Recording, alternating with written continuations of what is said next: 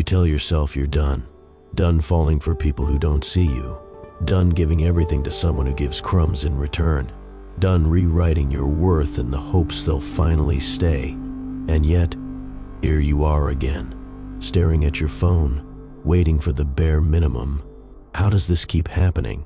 The truth is, the part of you that keeps reaching for the wrong people is the same part of you that was never held properly in the first place. It's not love you're chasing. It's familiarity. It's chaos that feels like home. It's inconsistency that mimics the early wound. It's the highs and lows that whisper, "This is what love feels like." But that's not love. It's trauma reenactment. And your body doesn't know the difference. It only knows what's familiar.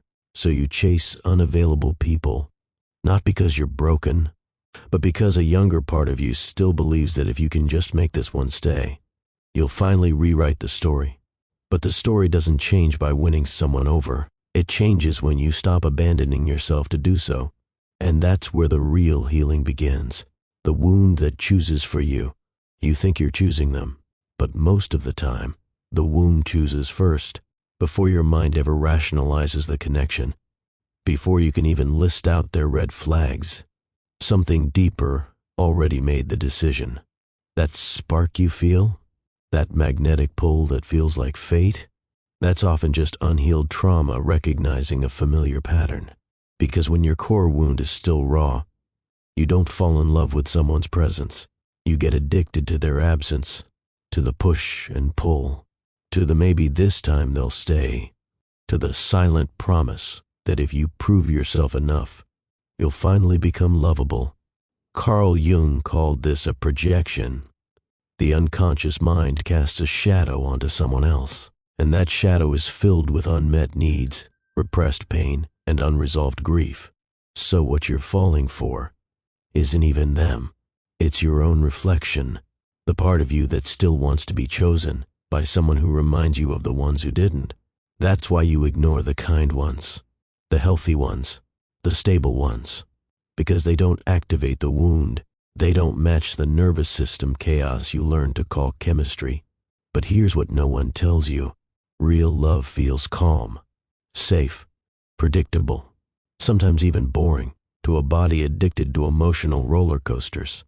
And if that scares you, it means your nervous system still believes love must hurt to be real.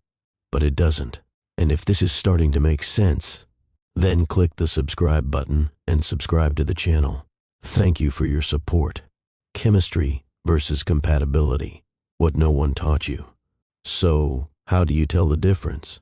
How do you know if it's real love or just old wounds playing dress up as destiny? One word, regulation. When you're with someone compatible, not just chemically charged, your nervous system feels regulated. Your body exhales. You don't feel the need to perform, to chase, or to constantly scan for signs of rejection. You feel safe. But when you're trauma bonded, that spark feels like anxiety wrapped in fantasy. It's intoxicating, but also exhausting. You obsess over their replies, decode their silence, replay every interaction. You're stuck in a cycle of highs and lows, validation followed by withdrawal, and your worth starts to depend on their attention. That's not love. That's survival. And it's not your fault. No one taught you that love isn't supposed to feel like adrenaline. No one explained that butterflies are often just your nervous system remembering someone who hurt you. So you mistake the chaos for passion, the confusion for intensity, the emotional unavailability for depth. Because to your subconscious, that chaos is familiar. And what's familiar always feels safer, even if it hurts. That's why you keep getting pulled back in. Why you miss them, even when they make you question your value. Why you can't seem to let go, no matter how much it breaks you. Because you weren't just in love with them. You were entangled with a part of yourself that still hadn't been seen, still hadn't been heard, still hadn't been healed. But here's the truth that changes everything. You don't heal the wound by reopening it with the same kind of person. You heal it by giving yourself the kind of love you keep begging from them. And once you do, you stop chasing the storm and start choosing the calm. You mistake boredom for safety. and it's costing you everything. Let's be honest. How many times have you said, "They're nice, but I just don't feel a spark," or maybe, "They're too available. It feels boring." But here's the uncomfortable truth. It's not boring. It's safe. And your nervous system has no idea what to do with that. Because if chaos was your childhood, if love always came with conditions, silence, or inconsistency, then peace doesn't feel peaceful. It feels suspicious. It feels off, like something's missing. That something is the tension you learn to associate with love, the tightrope you walk to be seen, the emotional dance you master just to feel worthy. So when someone comes along and offers presence, steadiness, and actual availability, your subconscious says, "This isn't love, this is flat, this is empty." But that's not the truth. That's just your trauma speaking. Real connection doesn't spike your cortisol. It grounds you. It softens you. It doesn't need to be chased. It just is. But to get there, you have to let go of your addiction to intensity. You have to stop confusing chaos with chemistry. You have to unlearn the belief that love should hurt a little, that the right person will keep you guessing. That passion is proven through pain. Because here's the radical shift. The right love won't trigger your abandonment wound. It'll heal it, and it won't feel like a battlefield. It'll feel like coming home. But to receive that, you have to stop running back to what's familiar.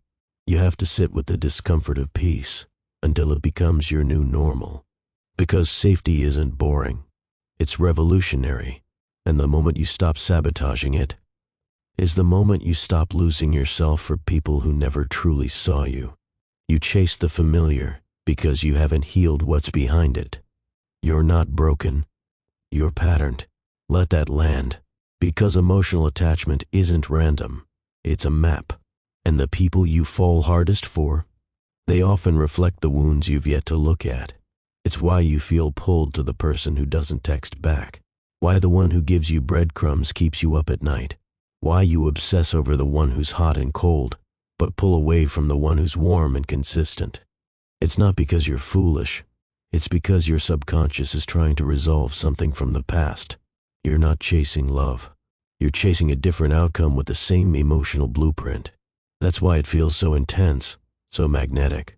Because your nervous system thinks, if I can get them to stay, maybe I'll finally be enough. But that them isn't really them. It's the echo of a parent who couldn't attune, a first love that fractured your self-worth, a time in your life where affection always came at the cost of your authenticity. So here's what happens. You keep recreating scenarios that mirror your earliest wounds, not to punish yourself, but to finally get it right. But here's the catch. You can't heal in the same place you got hurt. You can't force a new ending with someone who was never capable of offering a new beginning. So, the work is to stop reaching outward and start reparenting inward, to give yourself the love, safety, and presence you've always craved, before trying to find it in someone else's eyes. Because when you finally see yourself, you stop being magnetized to those who don't.